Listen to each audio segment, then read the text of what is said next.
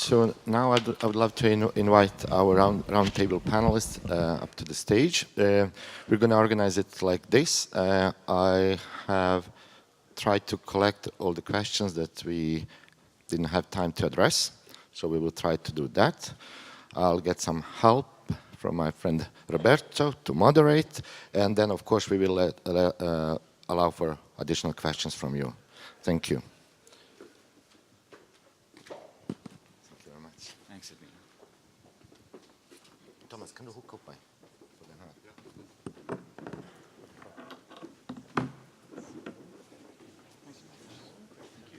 was very good to be here. I think next time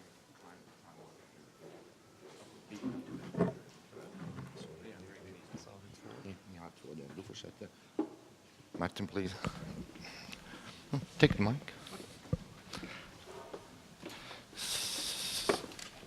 So, first of all, thank you for wonderful presentations, and panelists are selected. The questions, excellent, thank you. By the way, while I'm doing this, Roberto, maybe other colleagues haven't had the chance to meet you. Could you please present yourself a little bit shortly? Sure. Thank you. So my name is Roberto Quinones. I am an architect at Intel, responsible for key management and certificate management. So our PKI, our code signing, SSH key management, anything related to keys or certificates ends up in my domain. Excellent. And so while I'm trying to do this, somebody please help me. PK, take this, I guess. Nice. I asked Roberto to help me moderate a little bit. What I did is I did try to archive some of your questions. So is this right now? First of all, what were your impressions, Roberto, of the event? Or do you have some questions that we have not asked, or was not asked, or something like that? No, it's been incredibly fascinating, right? A 2-day filled event. And not just on stage, but the networking events have also been very informative to have those conversations with peers, across the industry, and in some senses find out some very interesting use cases. In a lot of cases, confirm that we share a lot of the same problems. So a ton of opportunity to collaborate on a ton of these issues where we have partners like PrimeKey and other vendors that are attending the conference. So it has definitely been worth the time to make it up here, and I'm glad a lot of the folks were able to do the same. All right, so thank you very much for that. So we did have, the panelists are also selected thanks to you, the number of questions that you were asking. So we promise that we will try to reflect on many of these questions. And then since I'm kind of half crazy, that's why I also asked Roberto to help me out a little bit on this one.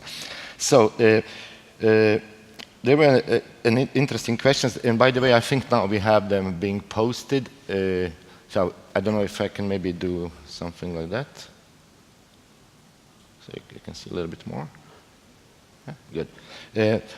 Sini, you had some of the comments on some previous presentations that we did not really address. Would you like maybe to start us off a little bit? There were things about the crypto agility, for instance, where you said that, for instance, in the context of EGBCA, having, say, profiles might not be so simple to do. It was during the Tomislav's presentation. I'd like to invite you a little bit, guys, to start us off. You invited me here to be nasty at other panelists. No, not nasty. Yeah. So I was wondering about this, you were talking about the stack that lets push the complexity lower, so that we, for example, have the algorithm at the sort of the bottom, and then the application can just ignore it. But in the case of EJBCA-like applications, where we might have users have specifically chosen a certain kind of crypto, or for example, if you have a device that supports certain kinds of things, do you foresee how we push the decision downwards in that case, or do we do it like a configuration option from the application downwards? That's a good question. So it should be configuration option. What core feature of crypto agility is that it's not hard-coded stuff in there. So it should be dynamically changeable. So if the user has certain requirements specific to cryptographic algorithms, he should be able to choose that. But the information of what is available should actually come from the cryptographic provider. It tells you that's what I'm capable of doing. And what you then actually use should be just an option, a checkbox, maybe a configurable parameter without going back to the development cycle and the changing code. Yeah, there was also somebody from the audience, and I didn't have time to ask you. They asked, are there some examples of the tools that do inventory crypto? I happen to know the answer, but please, could you please tell us a little bit on what you guys are doing? We have the tools. So I didn't want to have a product presentation, right? Because the message is too far important to water it down. So we provide a crypto inventory tool, which is basically going through all your systems, if you allow it, and tells you exactly what kind of crypto algorithms it identifies. And it's connected to a threat database, and it will tell you what good and what bad stuff you have running in your system. On the network side, we also provide it for security ports, but they are alternative. There are a couple of security vendors who allows you to look for TLS and SSL ports, and will tell you what kind of cipher suites are supporting. But on the crypto inventory side, I didn't saw yet the competition, and that's one tool we can provide for you for threat management, crypto threat management. Thank you. There were several questions on that topic, so I hope that it was addressed right now. Ryan, what about you guys at Google? How do you do inventory of your cryptography? I'm going to answer. You have it in your head. Yes, I have it all in my head. No, I have a slightly different question on the same topic. So I was responsible for crypto agility at Microsoft at one point. And one of the things that I think, if we look at TLS as an example, the crypto agility that was added into TLS had sort of two problems fundamentally. One is it introduced security vulnerabilities into the protocol, and two, it didn't achieve agility. In that protocol versions were necessary to be able to take advantage of new algorithms. It wasn't as extensible as the protocol sort of originally intended to be. And so what are your thoughts about crypto? Oh, and then the other component being Signal, as an example, made the decision in their protocol design that there is static suites associated with the protocol, and the negotiation of the protocol version is the negotiation of the suites, the anti-agile approach, which they made explicitly for security concerns. What are your thoughts on that topic? That's a very important topic. But first, TLS itself is basically crypto agile, right? Because it doesn't necessarily tells you what specific suites you need to use. On a protocol level, right, on a standard level, it tells you what type of suites you must support. As I was saying in my talk, when you're doing a crypto agile system and a crypto agile protocol, you must, during the design phase, be consider that you're opening another attack vector, so to avoid those things which happened in TLS and what will happen if you do a crypto agile system. So you should start from the beginning thinking about, okay, I'm now able to change cryptographic algorithms, and now I'm looking at it as an attacker and what kind of vulnerabilities I might see and how can I fix that. I don't think it's a new problem. Similar problems occur everywhere where you're able to switch out or to change core elements of security, and I think it can be dealt quite reasonable with the knowledge and technology we have today. On the Signal side, I don't know the reasons why they decided to go for a static cipher switch and not to enable different cipher suites. From a development point, it's obviously easier to fix it for now and cope with changes required maybe later. I would definitely see the benefits in having the software, the development lifecycle be prepared for the crypto agile. Crypto agility does not necessarily mean that you ship out your application and some third party can change the cryptographic core, but it can already help you in a software development lifecycle that you say, I don't hard code anything. but I use crypto agility as part of the software development life cycle and ship it out with a fixed cipher suite. But when I need to change it, I go back to my developers and they basically just push a button or get out the new release immediately without doing extensive code changes. So if I may switch a little bit the context, Martin, some people ask you very specific questions like, is there a limitation on cluster to 5 nodes? Then folks asked about, I'm not going to say who, but you know who, asked about USB backup restore. Seems to imply USB port could be used to maybe mess with the appliance. So at least those 2 questions are about, is there some limitations on the 5 nodes, something like that? And then about usage of USB, yes, and how is PrimeKey handling that? Absolutely. Number one, about... A little bit closer. About USB, and maybe we'll start with that.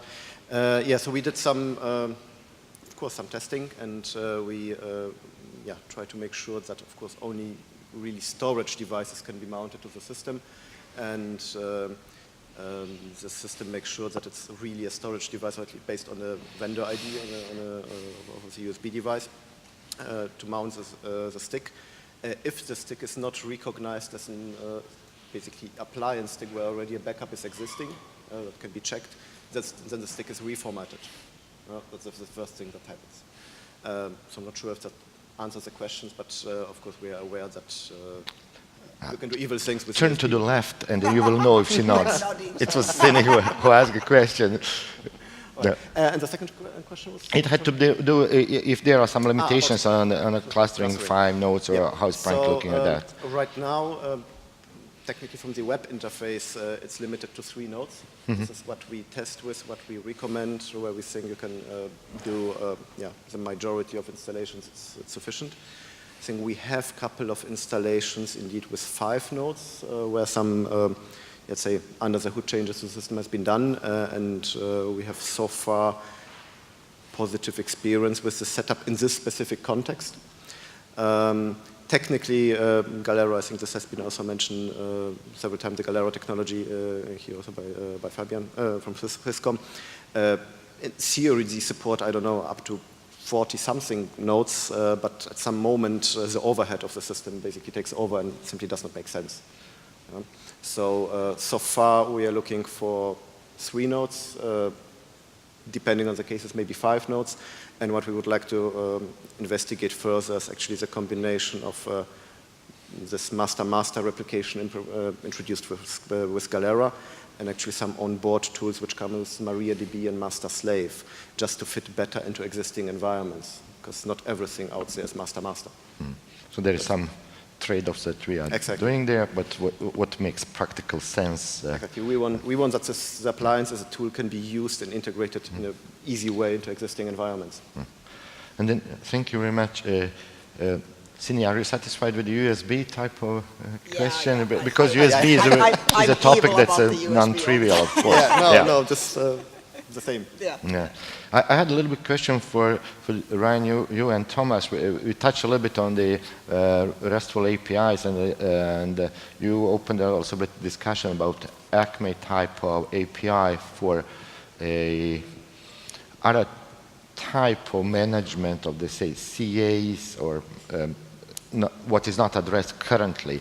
Do you think that there is a big demand, for instance, for these type of APIs to automate systems, or what do you think could be the best way to explain for somebody why another API? I think there's a few reasons. One of which is when you're building a cloud deployed thing, you don't want there to be any manual steps, and you want to be able to instrument the creation of all the necessary components, even from a test environment to a production environment, and be able to manage the entire life cycle programmatically. And you can do so by integrating with proprietary APIs, should they be available. But it's certainly, there is certainly a trend to a model where I can deploy on one cloud or another cloud, and the infrastructure that I've created will work in all of those places. And that may mean that an infrastructure like the CA might be a service provided by the cloud. For example, you demoed your product today in AWS. Maybe when deploying to Azure, somebody might have a business need to be able to use the Microsoft CA. And having defined a common public standard API for performing those things would allow that cloud infrastructure to work uniformly. And that's just one potential use case. Excellent. And what's your comment, Tomas? Is that something that you see like as a part of EGBCA or around EGBCA or on the side on EGBCA? Yes, we do get, I mean, there are definitely a number of users who are already automating CA creation and I mean both kind of from an installation phase but also later on during operations to set up new CAs or destroy if they're ephemeral or things like that. And today you can do a lot of it using the command line interface or web servers or a combination, so it's not really, so you can do a lot but it's not like smooth sailing which it could be if you had a better and particularly standardized API. Although there are some caveats, I think that we've explicitly, so now our first version, well, the certificate management part, which is enrollment of REST API, is fine, but we have been kind of warned by some customers that, for example, since the REST API today can be proxied through the RA, and then so the CA polls the RA and gets what it should be doing. Though customers, they like to have that for the kind of client functionality, but if you would put out possibility, even having the code possibility in the RA to proxy CA management functionality, some of customers will be nervous that there is even a theoretical possibility to do that kind of from a DMZ, even if it's certificate authenticated, etc. So there are definitely a balance on where and how you can do that is needed to look into when you design such an API, or maybe not when you design the API, but when you implement the API. And then again, let me switch the context a little bit to pass on to Roberto. So when you hear what we were discussing today, and based on your both experience and say the current responsibilities that you have, what are the troubles that you have in your mind that we have not discussed? Just kind of, you don't have to have a priority list, but just kind of pop up something. Yeah. So that'll something take the that rest pops in of your the mind. Half hour, right? This is a perfect example, right? Is we're going to a model where a ton of more things are automated. So we need the interfaces so we can do the functions that people are used to clicking through UIs. We can't do that. We can't scale with those interfaces. So there has to be automation across the board, not just for the user, but the administration. So we have engineering and development environments that can't be built manually. We build an environment, they'll use them to do whatever efforts they're trying to work on, and at some point it's not worth returning the state. We just throw them away and rebuild them. Testing is the same case. We're not going to hold up infrastructure with a build environment until the testing release is complete, so those get built on demand. And so in order to do that, we have to have the ability to have the APIs to consume all the functionality. So that's one of the huge efforts that we're going through to ensure that anything that we can do manually, that we have an automated way, not just for the build and configuration, but to ensure there's no drift, right? One of the things that we spend a lot of time is creating these checklists and BKMs on what works well, and we deploy it. But then by next week, somebody went and tampered with the environment, and all that effort is wasted. So how do we ensure that environments stay consistent with the policies and recommendations that we made? And so that's another big effort that requires a lot of automation and detecting what are the things that are important and that are going to create risk in our environment. And I'll add a third one, which is ensuring that our credentials, our certificate credentials and keys match the life cycle of the identities that they represent, right? So, there was a question earlier about, how do you ensure that this device, even though it's also valid, right, because it came from the right root, is the right one or the one that I can trust?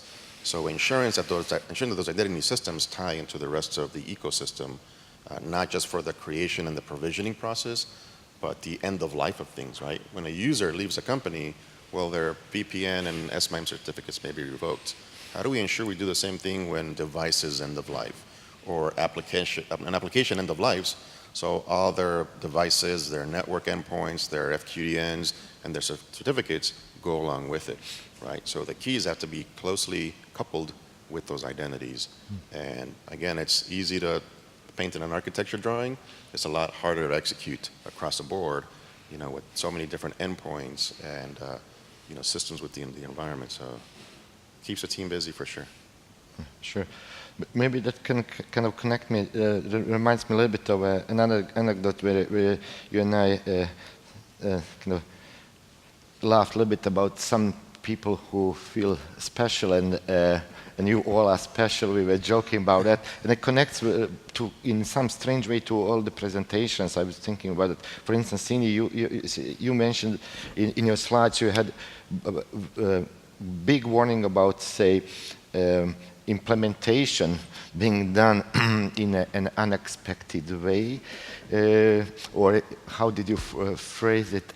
We didn't know that they were going to use it that way, and then so this aspect of they are special. Yes, CT is special, very important type of new service that allows us trust, but I can implement it wrongly. Given some examples, nothing bad about the great efforts that's being done there. So how do we balance different types of teams, be it on business requirements, and who's more special, I'd like to say, maybe that type of question, in order to achieve, I don't know, sustainability and crypto agility down the road. That's how I tried to tie through all of you guys. And also, by the way, anybody has a question, Karin's going to come to you with a microphone. So, who wants to start on a special? So specialness-wise, I'm interpreting this as the question of kind of, we have the policies coming from somewhere. Mm-hmm. Someone wants to establish that, hey, we would like to always do things right. And that policy level is something that management is supposed to set. There's mainly a big gap in the kind of the idea that we want to do things right, and how do you actually do things in practice. So you will want to, what is it called, like when you have the policy, you want to be able to deploy it into your organization, but also I think Scott's presentation had this nice, you have the policy statement, you have the practices statement, and then you have the more detailed SOPs, that what are you doing in like the real world, and basically what your team is going to need, the practical day-to-day and disaster recovery and that kind of stuff figured out, which they can also adjust, and then that will be reflected against the policy, but the policymaker might not actually be able to predict all the things that the team will run into, and that for that reason the policymaker probably shouldn't be aiming to define all the things beforehand necessarily, but maybe define more that there was actually a good question about how do you define disaster, and from my point of view it doesn't matter how you define the disaster, it's you can't derive should from is, so therefore you need to define, in case of disaster, how do you decide that this is a disaster, we're going to go into disaster mode now. Mm-hmm. So kind of the chain of command is, or the equivalent of a chain of command, a way of making decisions is more important than having good concepts in some sense, because then you can argue with lawyers about the concepts in a court of law, but what you really need is the way to act, or should kind of things, as in the policy in practice. Yeah. I'm not sure if I'm making any sense, but yes, management should be still making policy, probably. I think management is reasonably good at making policy, at least at times. Maybe the overarching, but leave technology to technologists and implement these policies in a way that's possible to do. There's a philosophical difference in having the management assume that you're going to follow their policy versus having an actual conversation and saying that these are my needs, basically. Mm-hmm. And the team might think, like, okay, we can fulfill those needs of yours and we can fulfill these needs of ours. And then find a way to actually find a strategy. There's like non-violent communication is all about needs. Sure. Yeah, it makes sense. Yeah, Totally. this is basically what I'm thinking about. That it's not just from up to down, top to down. Yeah. How do we create policies for crypto agility? We basically, if I understood both from your Tomislav presentation, I think you, Sini, or who else did, like we are basically playing a Russian roulette. From the estimations made a couple of years ago, we are saying that in 10 years from now, there's 1 in 6 chance, if I'm remembering correctly. Something like that, yeah. But say if 1 in 7 or 1 in 6, it's still basically we're playing against time. Doesn't have to be suicidal. I'm not implying that. What you are trying to say in your presentation, if I understood you correctly, we should be preemptive and because once your equation x plus y larger than z, then we are too late. So how do we create these policies in a way that, say, Roberto's managers, or I'm not going to say my manager, but even my manager understands the how to say the threat and the importance of doing something that might cost you quite a lot to be able to migrate. In, say, PKI infrastructure or anything else, you have to invest quite some team effort to maybe buy some equipment and whatnot. And they don't know, is it going to happen? A risk of 1 in 6, there are some who might be willing to take it. So how do we create policies that are scientifically sound? That's the word I was trying to find. I mean, the whole quantum computer threat starts with risk assessment and threat management inside the organization, inside the development of your security service. So you first need to start, really take it serious. Don't consider it any longer more as science fiction as quantum computer, but just take it serious and just know that the actual number of years until we have this quantum computer is not defined yet, right? It might be 5, 10, 15 years, probably less. So you need to start to do proper risk management and take the quantum threat as a serious threat and to see what systems will be affected. Look at how much time it will require me to migrate to a quantum safe state. I will need to talk to my vendors. I will need to look at standardization bodies. And then you can do cost estimation. So if I don't do anything, if I don't mitigate the risk and everything breaks down, that shouldn't be too hard to compute a number in US dollars, what would cost me. And then you can make decisions, and the decision will probably be you go back to your vendors or to your developers, say implement crypto agility, which sounds good, but it's not easy, right? So you need guidance. You need guidance from experts. You need guidance from standardization bodies. So it's crypto agility, implementation of crypto agility is an effort the whole industry needs to take.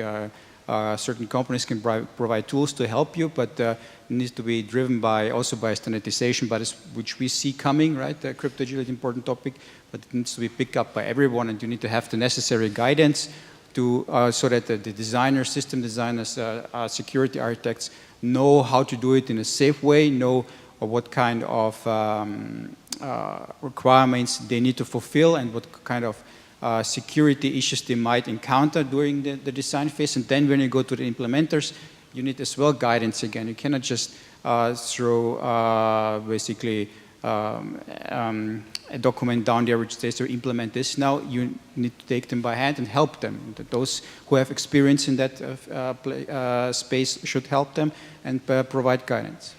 Specifically, just before, please do it. We need, like one of the things that we will need from management is resourcing. So, like all the policies in the world are not going to help if you write a nice document that yes, we will implement quantum safety tomorrow, except we are going to also operate the existing systems with the same staffing and so on.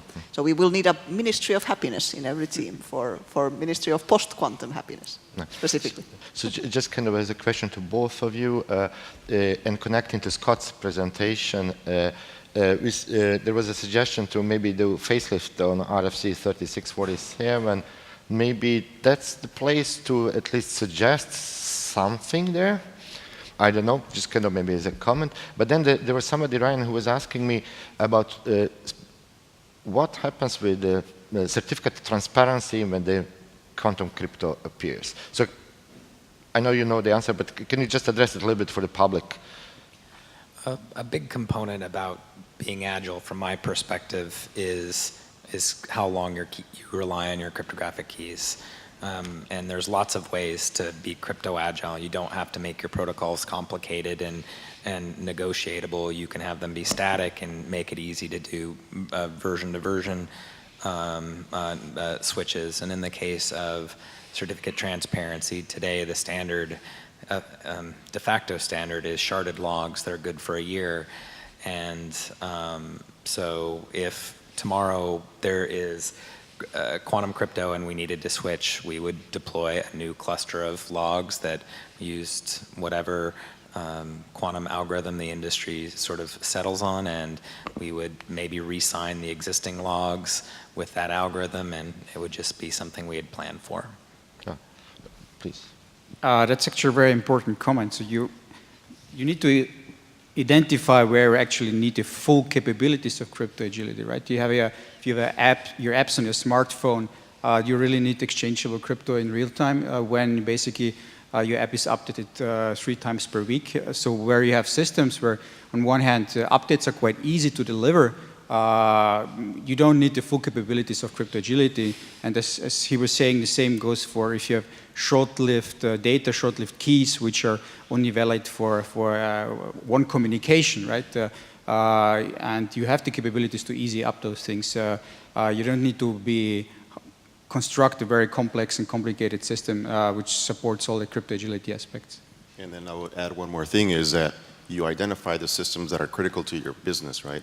If I have 10,000 Apache servers that have some sort of configuration I need to update, well, all 10,000 are not critical in my business.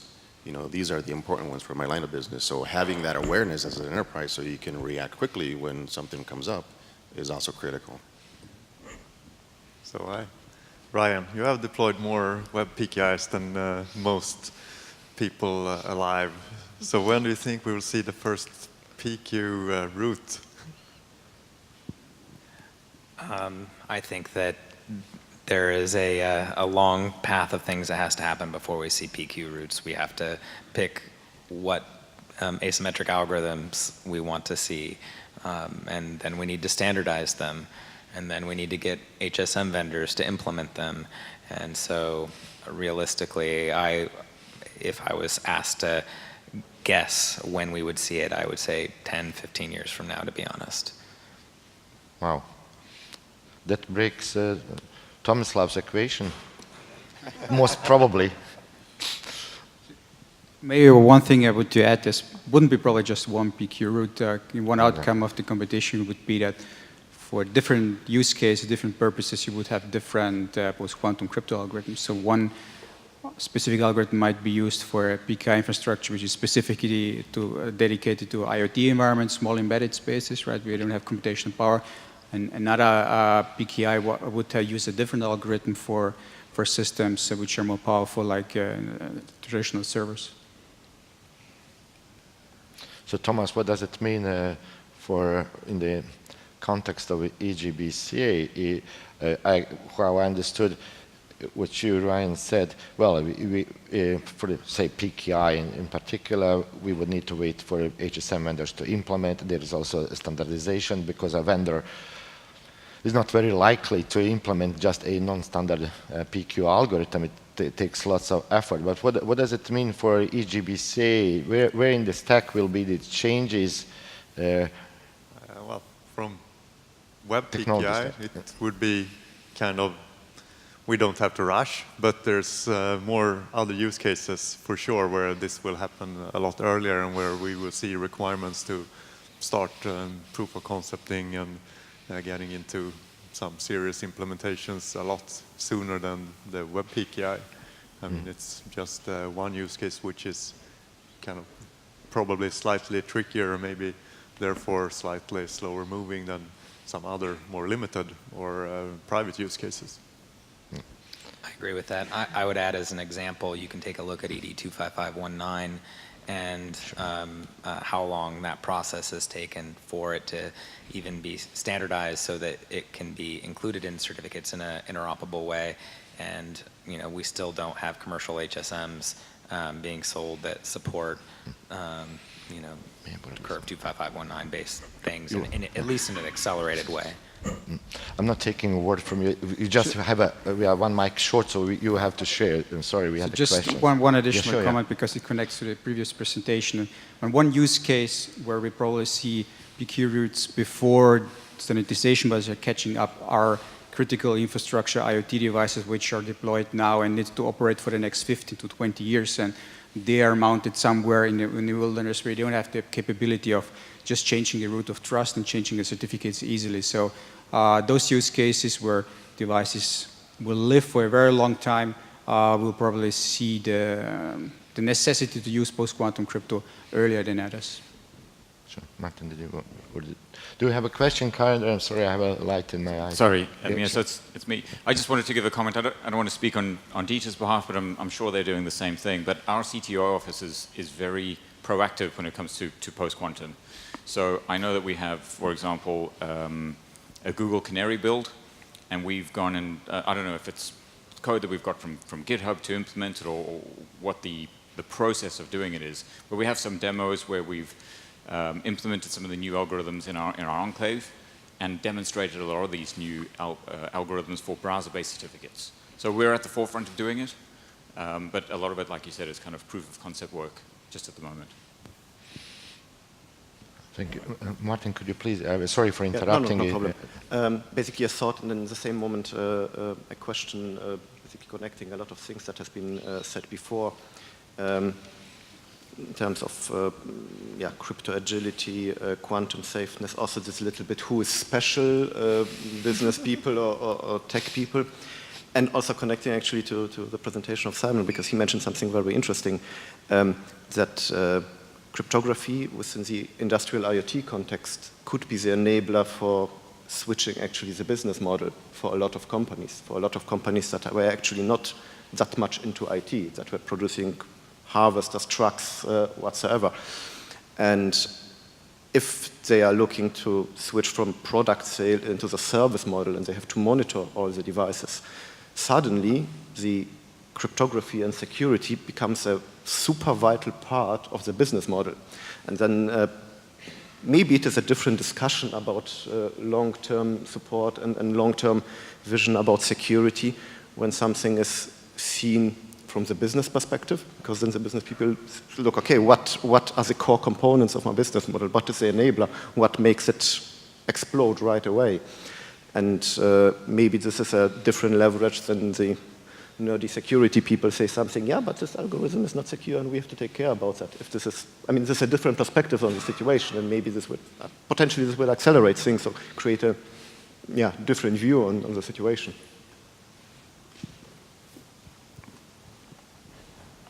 One thought, though, I personally am a huge crypto fan. I actually think crypto is probably the smallest concern in the context of IoT and security. I think the biggest concern is updatability, and it's impossible to predict the future. And I think these IoT devices need to have automatic update mechanisms and contingency plans for failure of the organization that's producing them, so that when humans make error, that there's a way to resolve it. Did we have a question from the audience? I'm sorry. No. Okay. Good. Yeah, we're good. Potentially for IoT security, someone actually concluded that IoT security is completely uninteresting because there is none. But I think one of the challenges with IoT that we have also run into in IT is that by default security problems are an externality. So it's a bit like pollution. If you're making it, it goes downstream and it's someone else's problem there. And sometimes we make, with pollution, for example, we internalize the externality by some kind of legislation.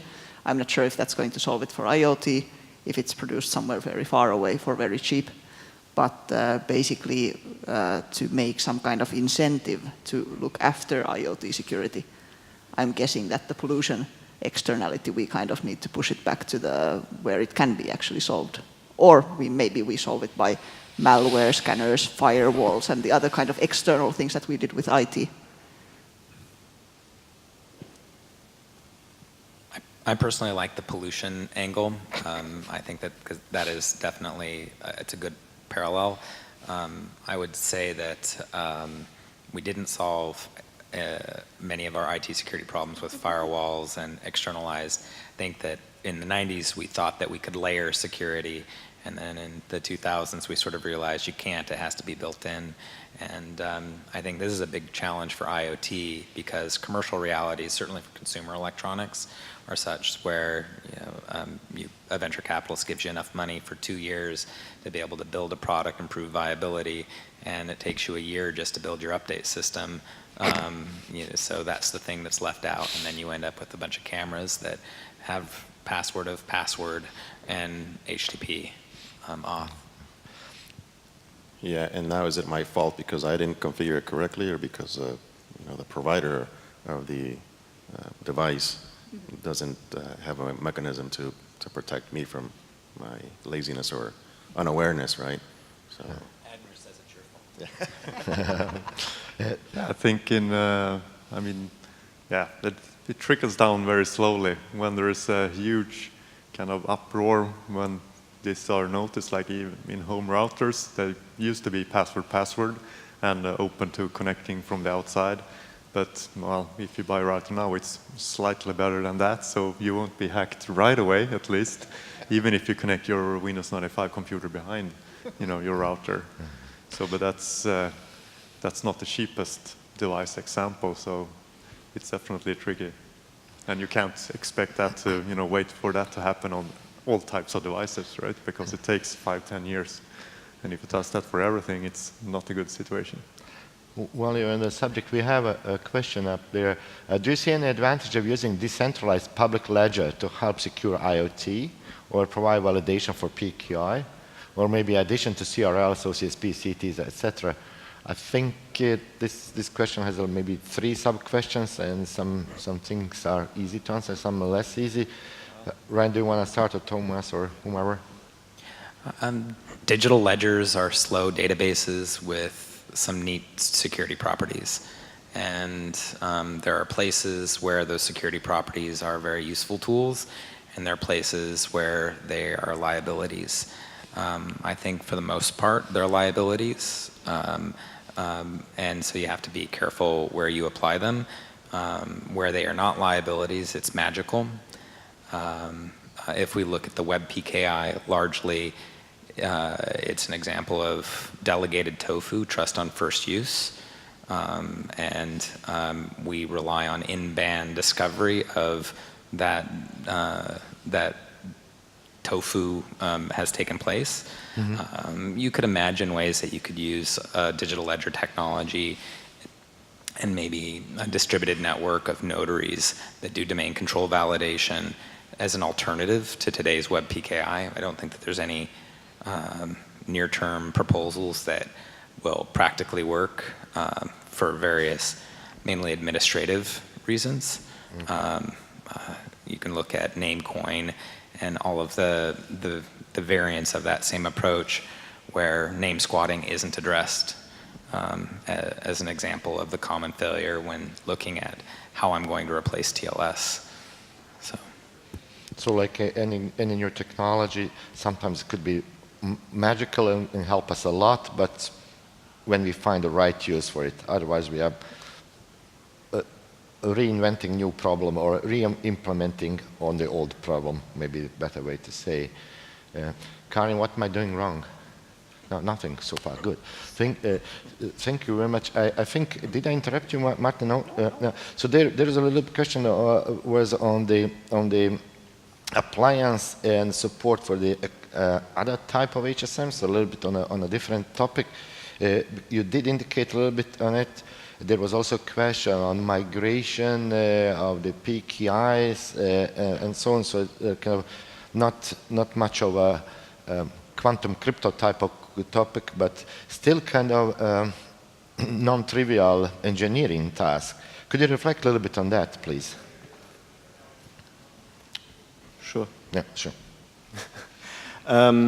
Yeah, so one of the reasons why we want to introduce support for net-attached HSMs, for external net-attached HSMs, is to simplify the migration of existing CAs and limit it basically to the effort needed to migrate the data, the EGBCA data, and basically leave the keys where they are, for a moment at least, or maybe operate it for a longer time, or maybe utilize net-attached HSMs even with some devices with higher performance. Sure. What could be also needed depending on the use case. We just want to be more flexible and offer more options to integrate into existing environments, because it's a very luxurious situation where the new PKI is basically built from the scratch compared to something where there is already something in place that needs to be migrated. Sure. Thank you very much. And first of all, thank you for the panelists. Second of all, if these questions were not sufficient, we will try to catch our presenters and maybe get back to email or through the social media Karen can arrange. Sini, thank you specifically because you are risking missing your flight just to stay with us. No, you're not. Only passing the messages from. Awesome, great. So then Ryan is the next one who might be risking missing the play. In that case, I would like to conclude. Thank you very much for your attention. I hope we answered at least some of your questions. If we did not, please catch them.